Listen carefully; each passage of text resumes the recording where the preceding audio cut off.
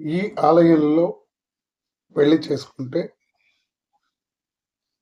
పుట్టే బిడ్డ మగపిల్లాడు పుడతాడనే భక్తుల విశ్వాసం. ఈ ఆలయం 105 సంవత్సరాల పురాతన దేవాలయం అని ప్రభుత్వం వారు, దేవాదాయ శాఖ వారు కానీ ఈ దేవాలయం అభివృద్ధికి ఎటువంటి సహాయ సంపత్తి అందించడం లేదని అర్చకులు ఆవేదన చెందుతున్నారు.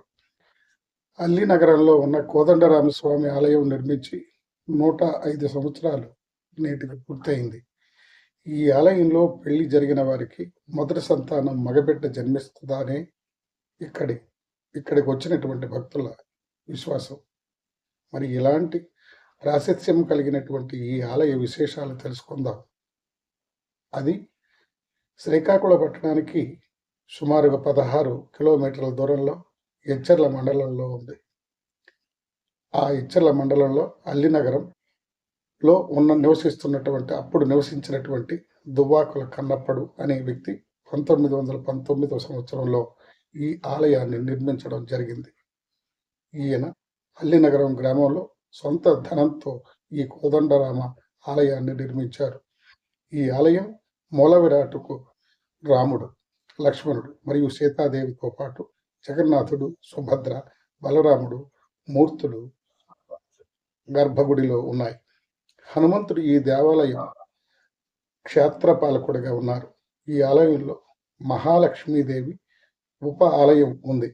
ఇక్కడ శ్రావణ మాసం వరలక్ష్మి పూజలు విశేషంగా చేస్తారు.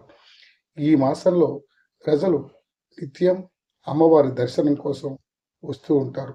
కోదండరామస్వామి దేవాలయం ప్రారంభం అయినప్పటి నుంచి ఇక్కడ మండపంలో చుట్టుపక్కల గ్రామస్తుల వారు ఈ ఆలయంలో వివాహాలు చేసుకుంటూ ఉంటారు. ఇక్కడ వివాహం జరిగినటువంటి దంపతులకు మొదటి సంతానంగా మగబిడ్డ జన్మిస్తుందని ఇక్కడ వారి నమ్మకం. ఎవరైనా మొదటి సంతానంగా మగబిడ్డ కావాలనుకుంటున్న వారు ఈ చుట్టుపక్కల గ్రామాలు కాకుండా ఈ జిల్లాలో ఉన్నవారు ఇక్కడికి ఎక్కువగా పెళ్లిళ్ళు చేసుకోవడానికి వస్తూ ఉంటారు. అర్చకులు అలా తెలియజేశారు. అల్లినగరంలో ఉన్న ఈ కోదండరామస్వామి ఆలయం ప్రతి శ్రీరామనవమికి ఉత్సవాలు జరుగుతాయి. అలాగే ఇక్కడ ఉన్న జగన్నాథుడు, సుభద్ర, బలరాములకు ప్రతి ఆషాఢ మాసంలో 9 రోజుల పాటు ఇక్కడ ఉత్సవాలు చేస్తారు. మొదటి రోజు మరియు 9వ రోజు రథయాత్ర నిర్వహిస్తారు. ఈ 9 రోజుల పాటు అల్లినగరం ఊరిలో ఉత్సవాలు. చివరి రోజు చుట్టుపక్కల గ్రామస్తులు అందరూ ఈ కార్యక్రమంలో పెద్ద ఎత్తున పాల్గొంటారు. మహిళలకు ఇక్కడ ఉన్నటువంటి మహిళలు ఆనందోత్సాహాలతో వీటన్నింటినీ పాల్గొంటారు. అయితే ఇప్పటి నుంచి ఈ 105 సంవత్సరాలు పురాతన దేవాలయాన్ని ప్రభుత్వం వారు లేదా దేవాదాయ శాఖ వారు కానీ ఈ దేవాలయ అభివృద్ధికి ఎటువంటి సహాయము అందించడం లేదని అక్కడున్న అర్చకులు చెప్తున్నటువంటి మాట. ఈ దేవాలయ పూజా కైంకర్యాల కోసం 16 ఎకరాల పంట భూమి ఉన్న కవులు తీసుకున్న రైతులు ఎవరు కవులు ఇవ్వడం లేదు.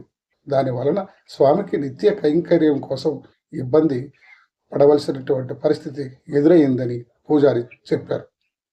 అల్లినగరం యువజనుల సహకారంతో దేవాలయంలో కోదండరామ స్వామికి శ్రీరామనవమి ఉత్సవాలు జరిపిస్తున్నారు.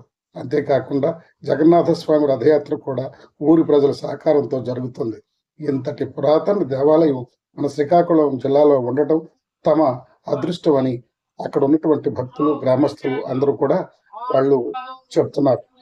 ఇంతటి చరిత్ర కలిగినటువంటి ఈ గ్రామంలో ప్రభుత్వాలు కానీ లేదా అక్కడ కవులకు తీసుకున్నటువంటి వారు కానీ ఆ భగవంతుని యొక్క వాటిని కైంకర్యాల కోసమైనా మీరు సహకారం అందించి దేవాలయ అభివృద్ధికి తోడ్పడాలని మనసారా కోరుకుంటూ జై శ్రీరామ్.